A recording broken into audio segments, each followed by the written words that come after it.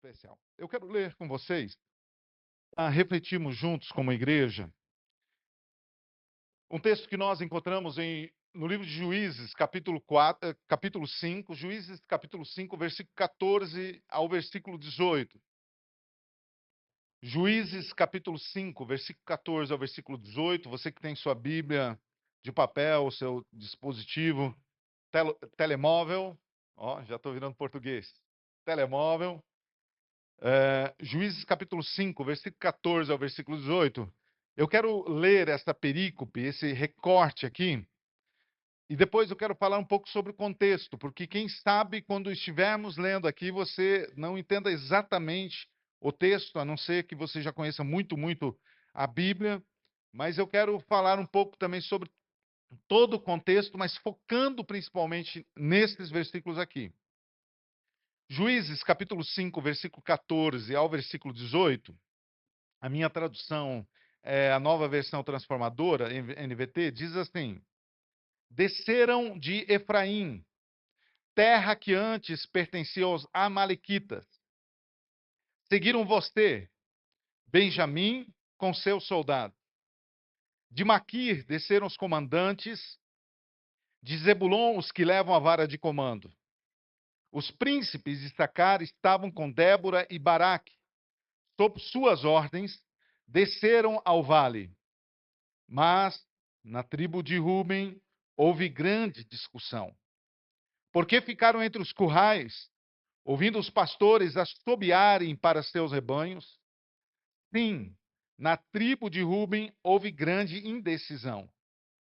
Gileade continuou a leste do Jordão, e porque Dan ficou junto aos navios, Azer sentou-se inerte na praia e permaneceu em seus portos. Mas Zebulon arriscou a vida, assim como fez Naftali nas regiões altas do campo. Amém por essa palavra? Só para entendermos um pouco o contexto desse texto que nós acabamos de ler. Como eu disse, esses versículos, do versículo 14 ao versículo 18, são um pequeno recorte que eu queria compartilhar com vocês, porque todo o capítulo 5 do livro de Juízes é uma canção, é uma música.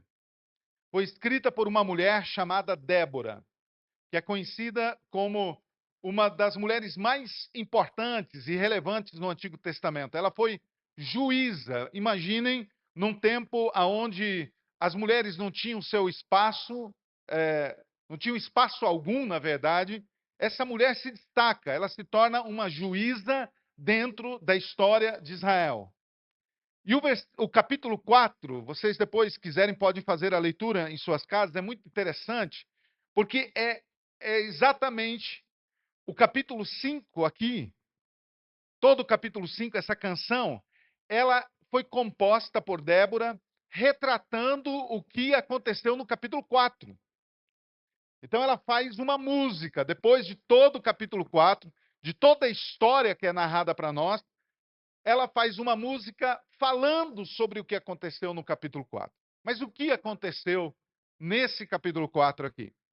Primeiramente, relembrando, entendendo o que nós temos no livro de Juízes. O livro de Juízes, ele conta a história de Israel num momento de transição. Antes do livro de Juízes, nós temos 6 livros, o Pentateuco, que são os 5 primeiros livros da Bíblia, e nos 4, principalmente, livros seguintes, a partir do livro de Êxodo, nós vamos ver o início, talvez um pouquinho ainda aqui do final de Gênesis, o início da história de Israel.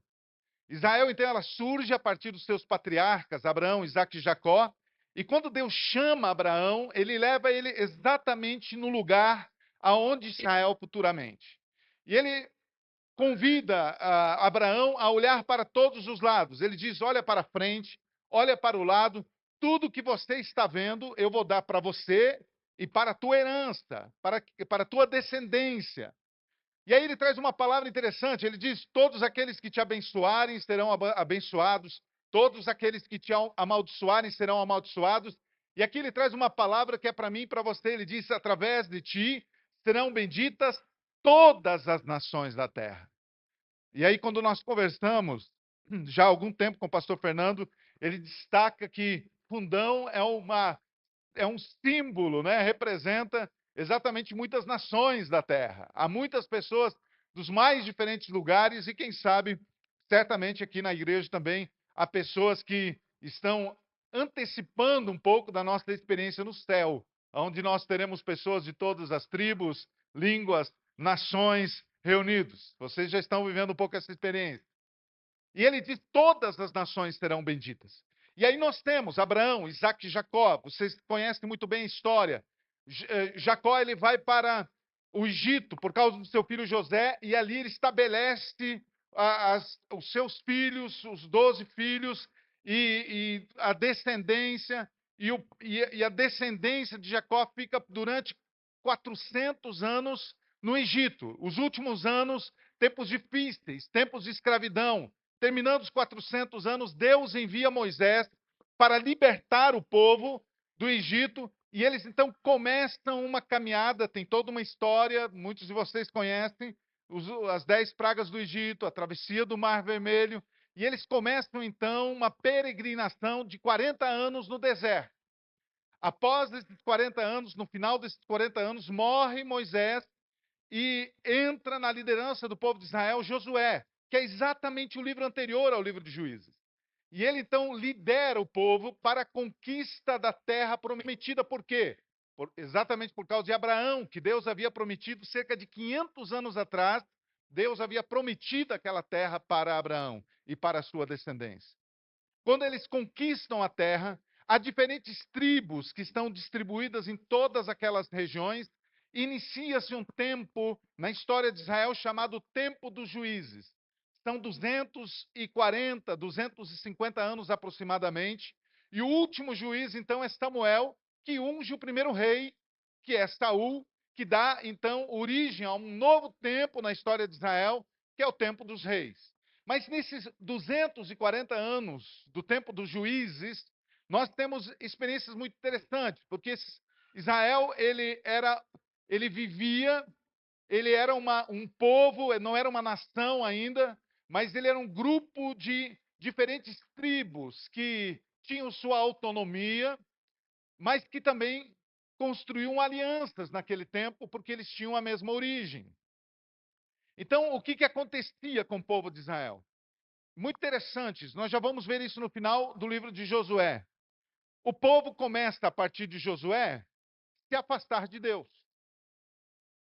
Logo quando termina o livro de Josué, o texto diz que após Josué e seus líderes falecerem, cada um passa a fazer aquilo que bem entende, aquilo que está na consciência de cada um. E ao invés, veja, o grande propósito de Deus com a nação de Israel era fazer com que o povo de Israel fosse abençoado. Era essa a promessa de Deus para Abraão. E Deus queria que a nação de Israel fosse abençoada para que todos os povos olhassem para Israel e vissem o quanto eles eram abençoados por serem obedientes a Deus. Mas o que acontece é que ao invés das nações olharem para Israel, Israel começa a olhar para as outras nações e se contaminar, se desviar com os falsos deuses das outras nações. E eles se afastam. E Juízes, ele retrata um pouco dessa característica de Israel que ela tem mais adiante também. Mas qual é essa característica? Eles então se afastam de Deus, vem uma nação sobre eles, oprime eles clamam a Deus, Deus levanta alguém, que dentro do livro de Juízes é chamado de juiz, e ele então reúne o povo, lutam contra o seu inimigo, vence seu inimigo, Deus abençoa eles passam a prosperar, a serem abençoados em todas as áreas, e quando eles são abençoados, quando eles prosperam, eles se afastam de Deus. E aí eles se afastam de Deus, e Deus permite então que outra nação venha sobre eles. Isso é um ciclo vicioso dentro da nação de Israel.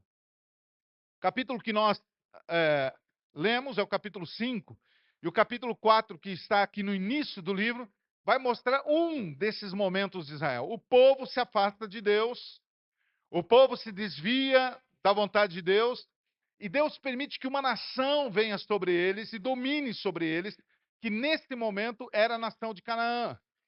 Havia um rei extremamente poderoso chamado Jabim, que tinha um general extremamente poderoso chamado Sísera, que era conhecido no seu tempo por causa da sua força bélica. Ele tinha um exército muito poderoso. O texto retrata esse exército dizendo que eles tinham cerca de 900 carros de ferro, ou seja, a demonstração do poder bélico deles era muito grande diante de um povo que estava sendo subjugado, que era o povo de Israel, que mais tarde se reúne com apenas 10.000 soldados. Mas o que acontece? Quando eles estão subjugados, quando eles estão sofrendo, isso acontece durante 20 anos, Deus fala com Débora.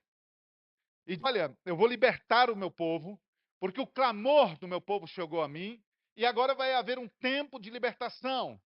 E ele levanta Débora, Débora vai até um homem chamado Baraque e diz, olha, Deus falou comigo para que nós venhamos libertar o povo de Israel. E ele diz, olha, se Deus falou com você, faz você.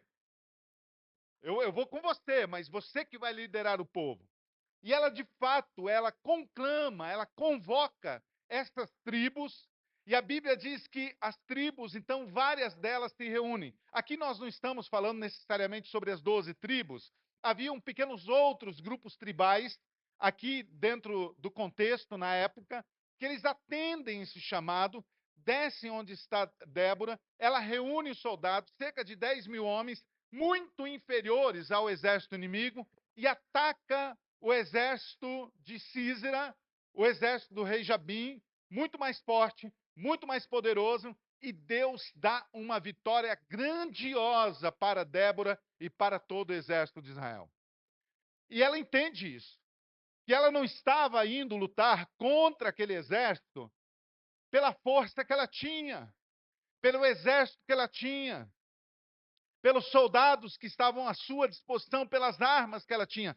Porque a razão, a racionalidade, demonstrava para ela claramente que o adversário era muito maior do que ela, muito maior do que o exército que ela tinha reunido. Mas ela também entendia que o Deus que ela pertencia e o Deus que ela servia era extremamente, infinitamente maior do que o inimigo que estava atacando ela. E isso não muda no nosso tempo.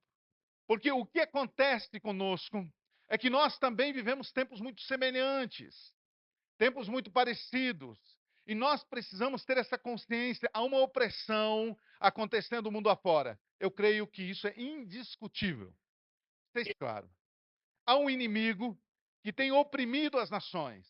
Há um inimigo que tem tentado destruir nossas famílias, que tem tentado destruir valores, que tem se levantado contra a igreja de todas as formas, desde ideias de questões ideológicas, tentando plantar pensamentos para corroer a igreja, desde em muitos países realmente uma perseguição real no sentido de física. Pessoas estão sendo presas. Enquanto nós nos reunimos nesse momento aqui, com todas as restrições, de repente, em algumas áreas, mas ainda assim com toda a liberdade, nós temos irmãos nossos que compartilham da mesma fé que nós, do mesmo Jesus que nós cremos, que foram salvos pelo sangue do Cordeiro, que estão nesse exato momento presos, que foram torturados, que estão nos cantos mais remotos de prisões, nos países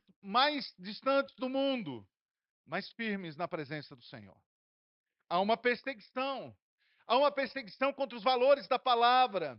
Há uma inversão em todos os sentidos daquilo que é certo e errado. Eu sei que isso acontece no Brasil, Portugal, na Espanha, na Europa, na América, em todos os lugares. O inimigo tem tentado destruir, e quando nós olhamos para o inimigo, nós percebemos que ele, de fato, é muito maior do que nós somos. Ele é muito maior do que nós somos. Mas nós servimos a um Deus que é infinitamente maior do que o inimigo que nós temos. A Bíblia nos diz que maior é aquele que está em nós, não nós, mas maior é aquele que está em nós do que aquele que está no mundo. Eu gosto demais quando a Bíblia retrata um momento da história do povo de Israel, dos profetas, quando Eliseu ele está lá na sua casa, num vale, e o rei inimigo se levanta, o rei da Síria se levanta contra. E quando eles cercam aonde. Veja que interessante, um rei sai do seu país, convoca o seu exército para lutar contra o exército de um homem só. Ele vai, cerca Eliseu, Eliseu está no vale. O outro dia de manhã, o seu servo levanta, faz o download, sai ali da tenda, meio dormindo ainda, tira aquela ramelinha do olho assim, vai dar aquela esticada assim. Ele olha sobre, a Bíblia diz, sobre os montes está um grande exército inimigo. Carros e cavaleiros contra um homem apenas. Esse rei era inteligente, no mínimo. Não sábio, mas era inteligente. Porque ele sabia que ele estava indo lutar contra um homem de Deus e que 1 a 1 aqui não há chance nenhuma. E ele volta desesperado. A Bíblia diz que ele volta para a tenda e diz para Eliseu: meu senhor, há um grande exército lá fora. E Eliseu simplesmente diz para ele: vai lá, olha de novo. E quando ele está indo, Eliseu ora e diz: Senhor, abre os olhos do teu servo. E ele volta e ele continua vendo o grande exército inimigo. Mas quando ele olha acima deles, ele vê o anjo, o exército, o general de Deus sobre eles. E ele diz: maior são aqueles que estão conosco do que aqueles que estão com eles. Essa é a verdade. Mais são aqueles que estão conosco. O Senhor é um general invencível. É interessante quando nós vamos ver o final, o clímax de tudo, o final de tudo. A Bíblia diz a maneira como o inimigo será de fato definitivamente destruído. Você lembra lá no Apocalipse? O texto nos diz que Satanás, por causa de todo o seu poder, será destruído com uma bomba nuclear atômica de não sei quantos megatons, não sei. O texto diz que o momento da destruição de Satanás terá mais ou menos assim, Deus olhando e fazendo assim. Acabou. A Bíblia diz que ele será destruído pelo sopro da boca de Deus. Se vai ser literal, eu não sei, mas aqui está falando sobre proporção. Nosso Deus é muito maior do que o inimigo se coloca contra nós. Mas nós estamos numa batalha. E precisamos entender isso. Há uma guerra acontecendo. Há pessoas que estão indo passar a eternidade delas sem Deus, sem a salvação. Satanás que está perdido, que oprime as nações, ele quer levar o máximo de pessoas junto com ele.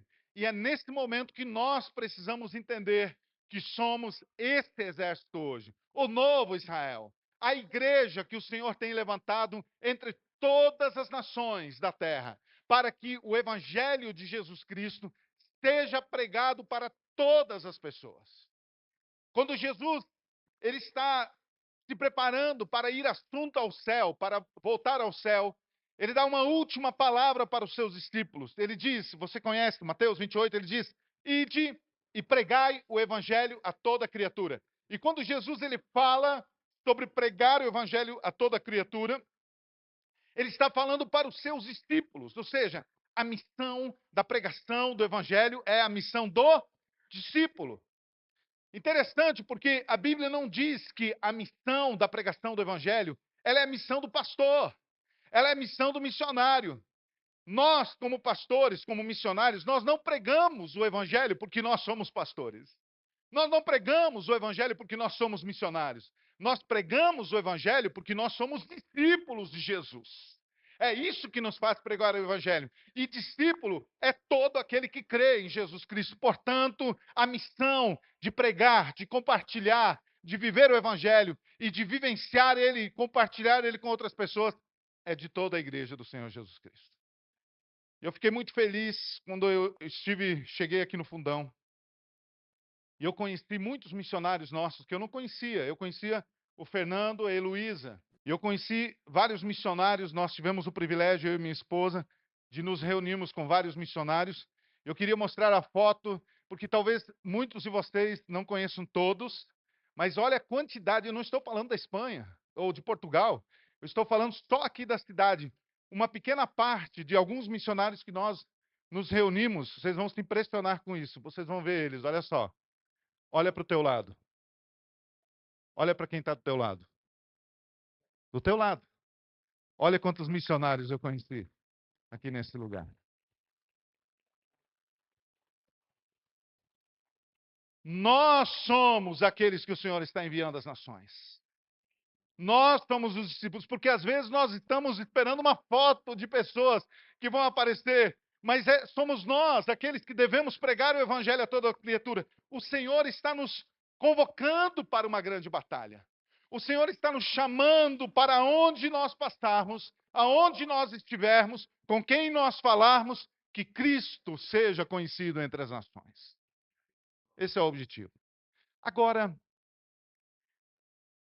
olhando para esse recorte que nós lemos, é interessante porque eu disse para vocês que o capítulo 5 é uma canção que Débora estava justamente retratando sobre o capítulo 4, que é o que eu falei para vocês agora há pouco, que é essa guerra que aconteceu. E ela retrata, então, o capítulo 5 de maneira mais detalhada, e ela vai dizendo isso enquanto ela está escrevendo a canção. Ela diz: daquele lugar desceram homens, eu estou usando minhas palavras agora, se despediram pela última vez das suas esposas, que abraçaram a última vez os seus filhos, porque eles entenderam que houve um chamado de Deus para suas vidas, para que eles participassem de uma grande batalha, e eles simplesmente disseram: sim, eu vou. Ela está dizendo: aquela tribo, pessoas foram e voltaram machucadas, sem os braços, quem sabe sem a perna, furados pela espada do inimigo, ou perfurados por uma flecha do inimigo, mas eles foram e voltaram obedientes à voz de Deus. Ela está falando dessas pessoas, mas ao mesmo tempo, e é aqui que fica o recorte que eu quis fazer, ela está mostrando um outro lado, o lado B da história. É difícil, a minha geração usa a expressão lado B, a nova geração não sabe o que é isso, né? É que os mais novos tinham antigamente o disco ou uma fita cassete, que é tipo o Spotify hoje. Tá, depois o pastor Fernando explica para você. Tem o outro lado. E ela mostra isso. Ela conta aqui nesses versículos tribos que não foram. Ela fala da convocação de homens e mulheres que atenderam, mas ela escreve nos relatos da história humana, porque esse texto ele está aqui há mais de 5, 6 mil anos. Ela registra homens, tribos, que simplesmente disseram não. E por que eles disseram não?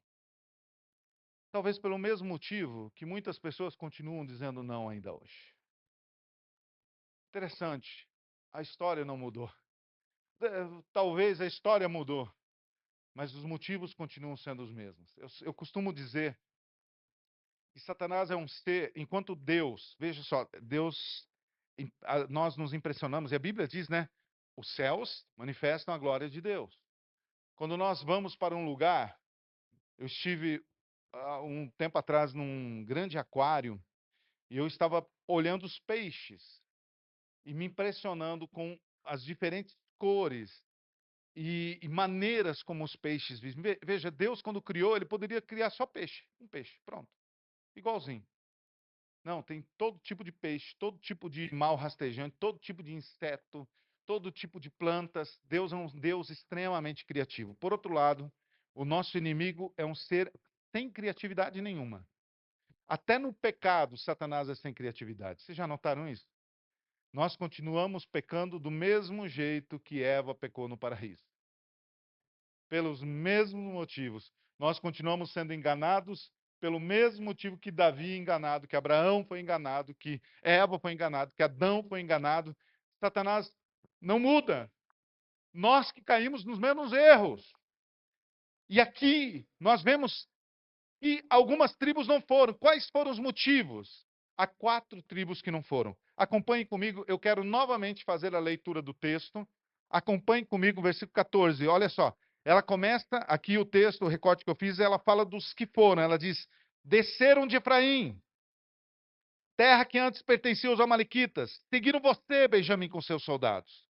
De Maquir desceram os comandantes. De Zebulon, ela está falando, o pessoal de Maquir foi. O pessoal de Zebulon, os que levam a vara de comando. Ela diz também quem foi. Os príncipes de Issachar estavam com Débora e Baraque. Sob suas ordens, eles desceram ao vale para entregar as suas vidas. Esses homens foram obedientes. Obedientes. Mas aí ela usa a expressão, mas na tribo de Ruben houve grande discussão. Ou seja, eles não foram. E por que a tribo de Ruben não foi? Porque enquanto seus irmãos estavam lutando, eles estavam discutindo. Estavam indecisos, diz algumas traduções. A tribo de Ruben, ela justamente simboliza aqueles que, enquanto irmãos, estão entregando suas vidas, enquanto eles estão falando de Jesus, eles estão discutindo. Eles são a turma da teoria. Lá no Brasil, a gente usa uma expressão dizendo, de prédio pronto. Quando está tudo pronto, eles ficam botando os defeitos. Ah, se fosse assim, porque a igreja deveria ser assim. Eles esquecem que a igreja somos nós. A igreja deveria evangelizar mais. Eu sou a igreja. Por que eu não evangelizo mais? Porque a igreja estão sempre porque os jovens, porque se nós, porque está tudo errado, porque quem sabe sou eu. Eu acho que em Portugal deve ser diferente, mas eu costumo dizer que nós, no Brasil, somos os melhores na vida dos outros. Nós somos o melhor vereador da cidade. Nós somos o melhor prefeito da cidade. Nós somos o melhor técnico da seleção brasileira. O único problema que nós temos é resolver o nosso problema. Nós sabemos resolver o problema de todo mundo, porque se eu fosse o pastor, se eu fosse o... Nem sei mais o nome do técnico do Brasil, mas se eu fosse o técnico, eu teria escolhido aquele jogador, não teria levado. Nós resolvemos o problema de todo mundo. Agora, o meu problema eu não consigo resolver. Gente da teoria. Pessoas que apenas vivem no mundo da discussão. Hoje, com as redes sociais, então, tem gente colocando a solução de todos os problemas, mas ele não põe o pé no pó. Ele não vai, não desce para o vale. Ele não está disposto a enfrentar a espada, a flecha. Ele apenas quer a discussão, a crítica. A turma da discussão, que sabe de tudo, que sabe apontar os erros, que sabe solucionar o problema, mas não faz nada na prática para resolver as coisas.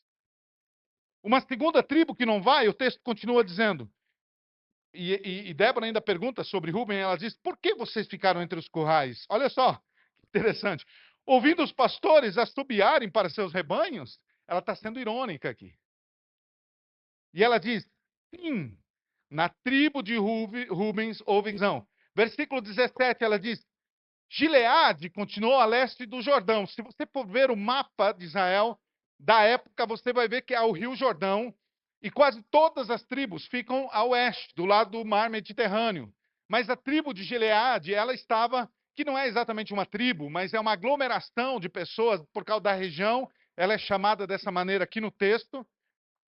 Eles estavam do outro lado do Jordão. Então, quando os cananeus eles oprimiam o povo de Israel, essa opressão não chegava para eles, porque eles ficavam do outro lado do Rio Jordão. Sabe quem eles simbolizam? Porque a ideia que nós temos, e Débora está dizendo o quê? Porque eles estavam do outro lado do Jordão, eles entenderam que o problema nosso não era deles. Eles estavam bem, eles estavam seguros. Ou seja, eles estavam sendo insensíveis com o que estava acontecendo com a gente. A tribo de Gileade, ela simboliza todos aqueles que estão bem. E por isso são insensíveis com aqueles que estão indo para o inferno. Ah, eu já sou da igreja. Eu já sou salvo. Então está tudo bem. Ah, a perseguição daquele país tem a ver com eles. Então por que eu vou ajudar a sustentar um missionário do outro lado do mundo? Eu tenho os meus problemas. Pessoas insensíveis com o que está acontecendo do outro lado. A igreja muitas vezes se movimentando, a igreja às vezes agindo, orando, grupos evangelizando, grupos discipulando, mas tem gente que não faz absolutamente nada, porque ela acha que o mundo, as galáxias giram em torno dela e ela não precisa fazer nada. Pessoas insensíveis com o chamado de Deus para nós como discípulos. A terceira tribo que não vai, ela continua dizendo, Gileade continua a leste do Jordão. E por que, a pergunta, Dan ficou junto aos navios? Por que ela usa essa expressão? Dan era uma tribo que trabalhava junto ao mar Mediterrâneo. Eles tinham uma espécie de navios mercantes. Então, normalmente, eles pegavam os navios e desciam a sul ou ao norte. Iam para as outras nações, fazendo escambo, comprando e vendendo produtos. Talvez os cananeus até eram seus clientes. Ela está dizendo o quê? Enquanto nós estávamos lutando, em outras palavras, ela está dizendo, a tribo de Dan estava envolvido com os seus negócios. Ontem nós falamos sobre isso. Trabalhar é importante? Importantíssimo. Estudar é importante? Importantíssimo. Mas a tribo de Dan simboliza aqueles que colocam os seus negócios, o seu trabalho acima da obra de Deus, do reino de Deus. Elas não têm mais tempo de falar de Jesus, porque eu preciso ganhar. Eu preciso ficar nos meus navios mercantes. Os negócios estão prioridade na minha vida. O Mamon é a divindade que eu sirvo, ou seja, o Deus do dinheiro, o Deus das posses. Isso é prioridade para mim. Eles estavam envolvidos com seus negócios. E por fim, o texto diz que Azer assentou-se. Olha duas expressões. Inerte. Nós estamos falando que enquanto uma grande batalha está acontecendo, Azer sentou-se. Essa expressão, ela precisa estar em nossa mente. Pessoas sentadas, enquanto irmãos estão totalmente envolvidos na batalha. Pessoas inertes, enquanto irmãos estão totalmente envolvidos em obediência à voz de Deus. Sabe onde eles estavam sentados, inertes? Na praia. Não tem nenhum problema quanto a ir na praia.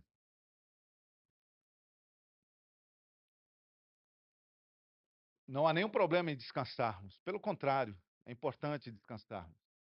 Mas tem gente que toda vez que algo tem a ver com o reino de Deus, com a obra de Deus, eles só querem descansar. Por que não veio ontem? Por que não veio no culto? Por que não veio? Estava descansando, estava descansando, estava descansando. Descansam o tempo todo. Nunca fazem nada na obra de Deus. Como nós estamos envolvidos nessa grande batalha? Que diante do chamado de Deus, nós venhamos reconhecer que o id é para nós.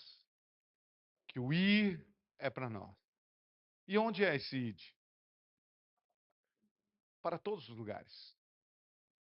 Começando em Jerusalém, ou seja, o lugar onde nós estamos, indo para a Judéia, um lugar um pouco mais distante, passando por Samaria, um pouco mais distante, com uma cultura um pouco diferente, até os confins da terra. Quando Jesus fala isso, sabe onde eram os confins da terra? Naquele momento, o Brasil. Era o outro continente, era o outro lado. Mas existe o nosso confins da terra.